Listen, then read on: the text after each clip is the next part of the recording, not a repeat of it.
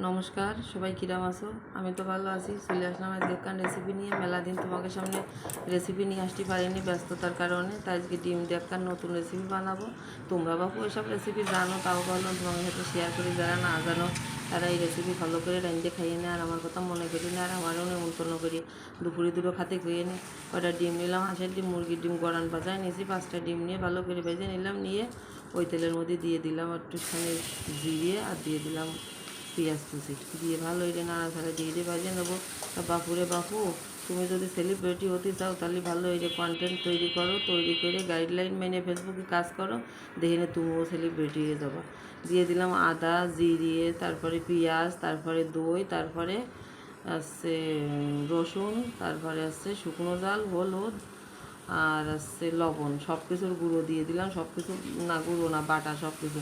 ও দইটা তো বাটা না, দইটা এমনি বাজারের থেকে আনার সময় তো বাটা থাকে, ওটা আর বাটিনি। টক দই দিলাম, একটু বাজারের থেকে আনা টক দই।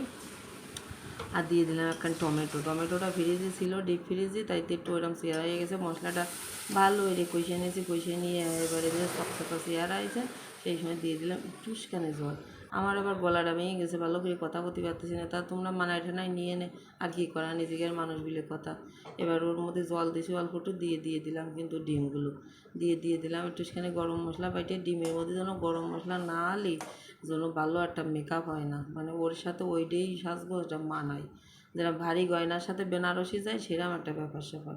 আর দিয়ে দিলাম কায়দা মতো একখানের অর্ধেক ডিম, ডিম না রস, ওই লেবুর রস।